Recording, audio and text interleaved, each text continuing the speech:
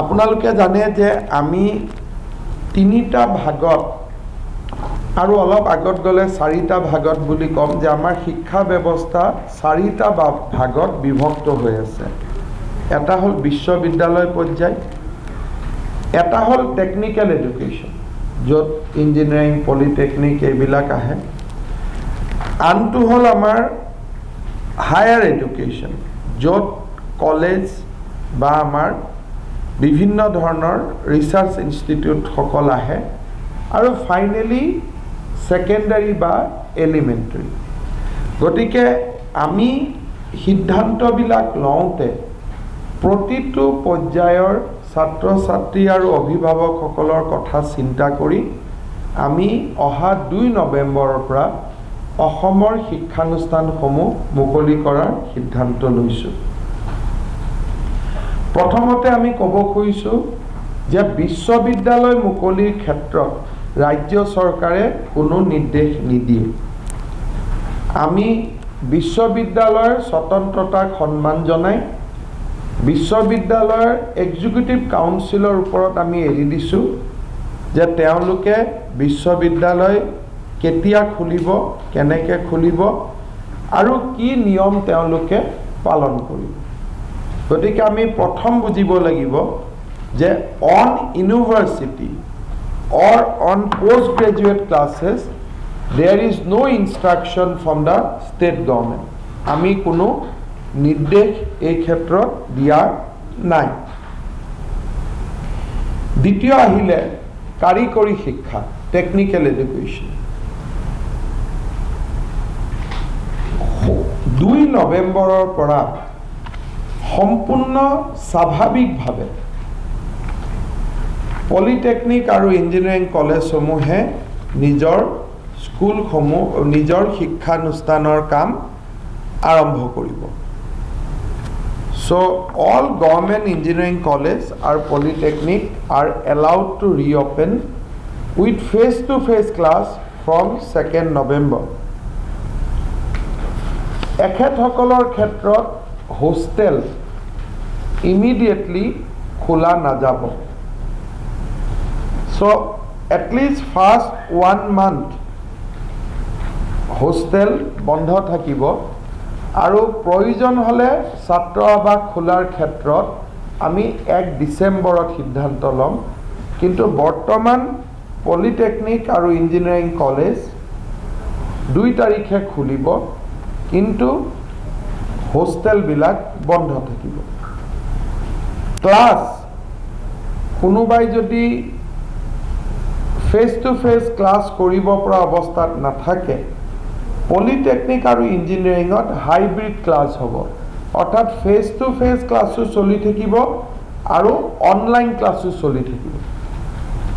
কোনোবাই হোষ্টেলৰ কাৰণে আন কিবা অসুবিধাৰ কাৰণে যদি কলেজত আহিব পৰা অৱস্থাত নাথাকে, তেওঁলোকৰ কাৰণে অনলাইন ক্লাছ খোলা থাকিব। So it will be a blend of both online as well as offline, কিন্তু face to face class 2 নৱেম্বৰৰ পৰা আৰম্ভ হ'ব।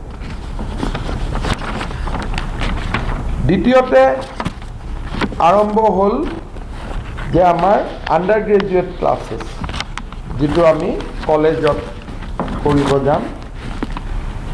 ইয়াত আমাৰ সিদ্ধান্তটো হ'ল যে 2nd নৱেম্বৰ 2020ৰ পৰা অসমৰ সকলো মহাবিদ্যালয়ত স্বাভাৱিক শ্ৰেণী আৰম্ভ হ'ব।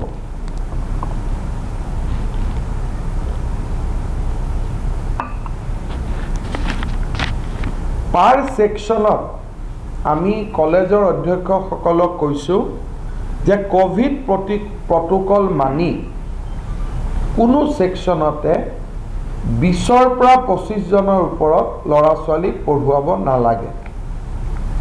এনেকুৱা কিছুমান শ্ৰেণী থাকে, পলিটিকেল সায়েন্স, অসমীয়া, য'ত 200-300লৈকে ষ্টুডেণ্ট থাকে। এইবিলাকৰ ক্ষেত্ৰত আমি তেওঁলোকক কৈছোঁ যে সৰু সৰু ছেকশ্যন আপোনালোকে কৰি ল'ব, কিন্তু এটা ক্লাছত যিকোনো কাৰণতে more than 25 ষ্টুডেণ্ট হ'ব নালাগে।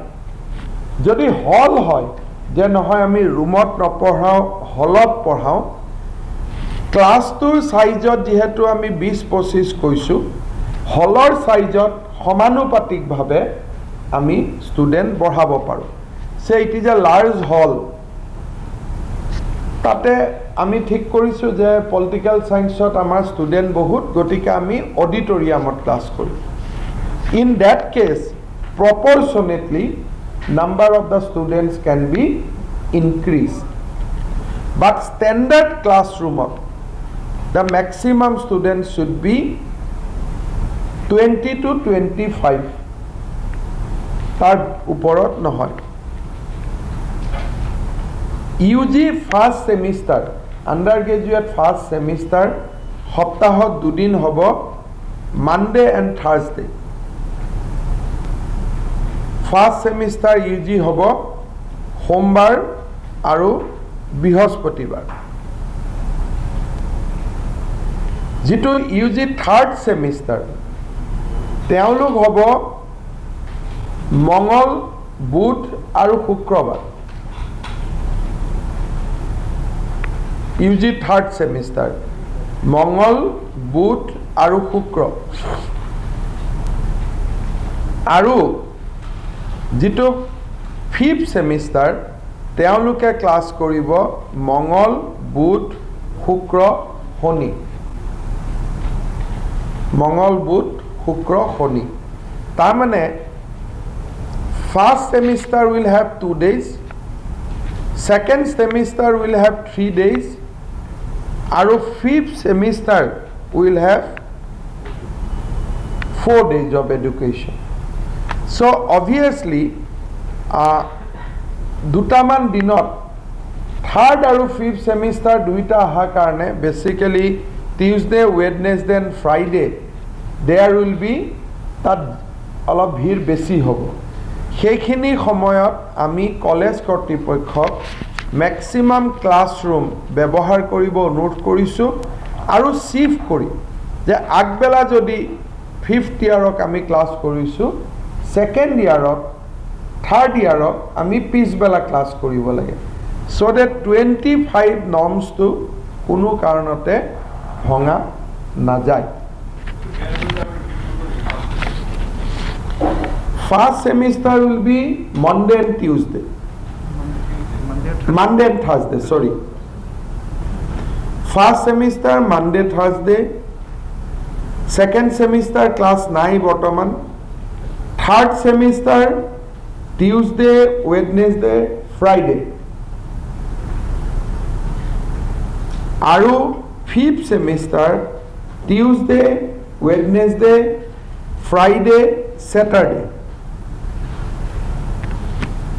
Hostel bondho thakibo. Heikane konoba studente Hendik ba Cotton ba Biborwa College পঢ়া student Lakhimpuror পৰা যদি নাহি লখিমপুৰৰ কলেজখনতো টেম্পোৰাৰি এনৰোল কৰি ল'ব খোজে তাৰ নিৰ্দেশ আমি ৰাজ্য চৰকাৰে দিছো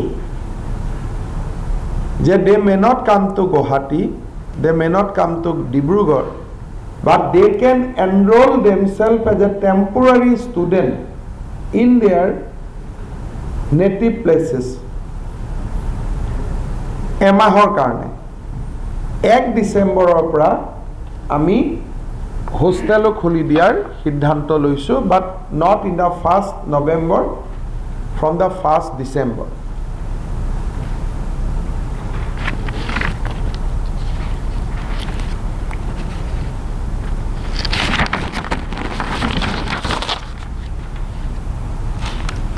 ইয়াৰ পিছত আহিলে স্কুল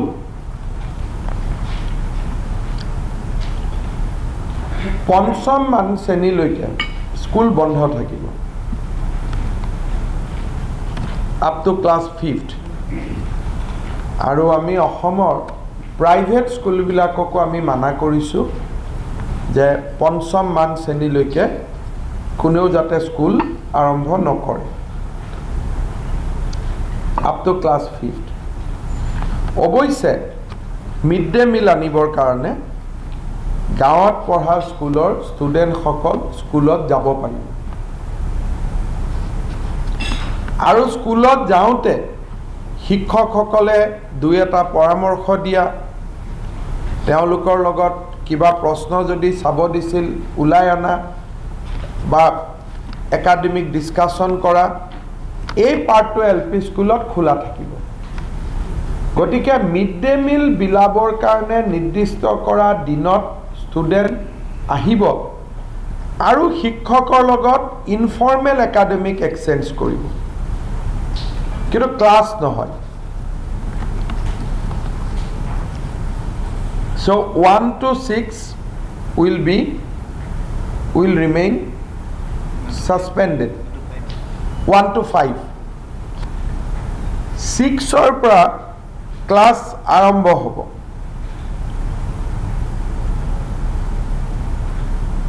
আৰু আমি যেতিয়া 6 পৰা ক্লাছ আৰম্ভ কৰিম, সদায় আমাৰ দুটা বেটছ হ'ব। All school will be open at morning 8:30.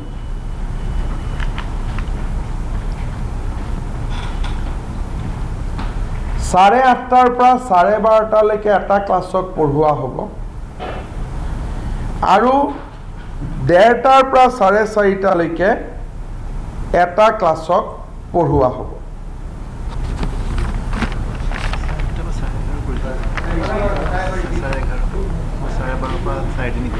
চাৰে 8টাৰ পৰা চাৰে 12 নাই, চাৰে 8টাৰ পৰা চাৰে 12 এটা ক্লাছ হ'ব।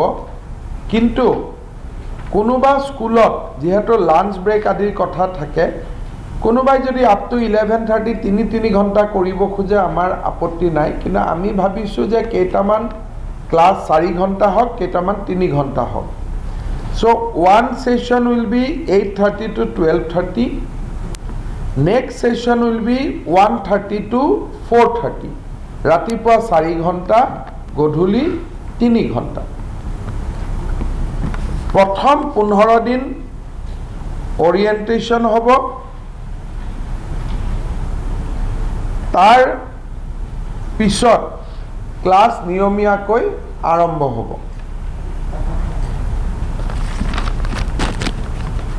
প্ৰত্যেক দিনা ৰাতিপুৱা 50% ক্লাছক মাতা হ'ব, গধূলি 50% ক্লাছক মতা হ'ব। 6, 7 যদি ৰাতিপুৱা মাতিছোঁ, 8, 9 আমি পিছবেলা মাতিম। বা 3টা ক্লাছ ক'ৰবাত যদি 6 পৰা 10লৈকে আছে, 6, 7, 8 আমি ৰাতিপুৱা মাতিছোঁ, 8, 9, 10 আমি গধূলি মাতিছোঁ।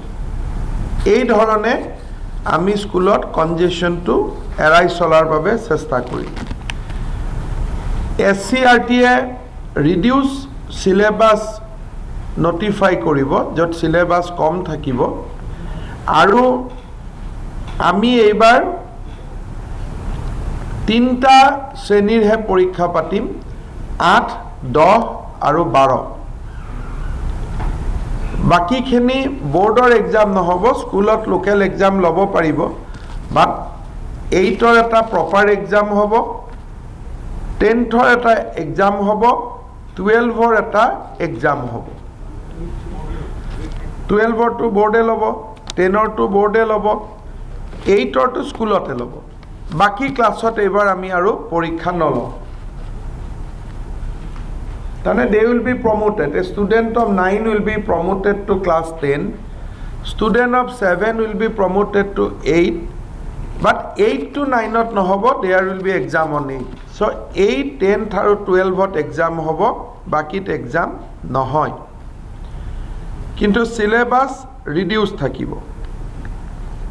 অফক'ৰ্ছ বৰ্তমান আমি মিড ডে মিলত ড্ৰাই ৰেচন দি আছোঁ, গ্ৰেজুৱেলি আমি কুক মিললৈকে কনভাৰ্ট কৰিম। হেডমাষ্টাৰসকলে খুব লাহে লাহে এইটো কুক মিললৈকে কনভাৰ্ট কৰিব। এতিয়া আমি ড্ৰাই দি আছোঁ, কাৰণ খাবৰ কাৰণে একেলগে বহিব লাগে। পৰিৱেশ আৰু পৰিস্থিতি চাই ড্ৰাই ৰেচনটো কুক ৰেচনলৈকে তেওঁলোকে কনভাৰ্ট কৰিব।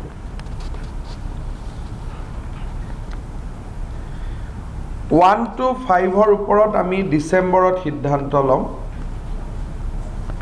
আৰু ৰেচিডেঞ্চিয়েল স্কুলসমূহৰ ক্ষেত্ৰতো আমি ডিচেম্বৰ মাহত সিদ্ধান্ত ল'ম। এটা কথা আমি স্পষ্ট কৰি দিব খুজিছোঁ, কোনোবা অভিভাৱকে যদি ষ্টুডেণ্টক শ্ৰেণীত নপঠাবলৈ সিদ্ধান্ত লয়, তেওঁলোকক আমি যিটো কয় যে ইমান এটেণ্ডেঞ্চ নহ'লে কলেজত পৰীক্ষা দিব নোৱাৰিব, এইবাৰ সেইটো কথা নাথাকে। যদি কোনোবা গাৰ্জেনে ভাবে যে মই ষ্টুডেণ্টক নপঠাওঁ, ঘৰতে মই তেওঁলোকক পঢ়ুৱাম, তেওঁলোকৰ এটেণ্ডেঞ্চত কোনো অসুবিধা নহয়। So' joining schools will be a voluntary exercise. এইটো এটা নিজৰ দেউতাক মাকে সিদ্ধান্ত ল'ব। চেনিটাইজেশ্যন চলি থাকিব আৰু আমাৰ হেল্থ অথৰিটিৰ লগত প্ৰত্যেকখন স্কুল সম্পৰ্কত থাকিব। Periodic testing of COVID-19 will be continued. গতিকে আমি বাকী ইন ডিটেইল যি প্ৰট'কল আছে DC সকলক স্কুলক আমি জনাই দিম। এইখিনি ধাৰণাৰ ওপৰতে আমি 2 নৱেম্বৰৰ পৰা অসমৰ বিদ্যালয় মহাবিদ্যালয়সমূহত শ্ৰেণী আমি আৰম্ভ কৰাৰ বাবে সিদ্ধান্ত লৈছোঁ। Up to the private school. কোনোবা প্ৰাইভেট স্কুলে যদি অনলাইনত চলাই থাকিব খোজে, ফেচ টু ফেচ কৰিব নোখোজে, আমাৰ আপত্তি নাই। কিন্তু খুলিব খুজিলে তেওঁলোকে খুলিব পাৰে। সকলো কোভিড চেণ্টাৰ আমি প্ৰাইভেট স্কুল আৰু স্কুলবিলাকৰ পৰা এতিয়া প্ৰত্যাহাৰ কৰা হৈছে।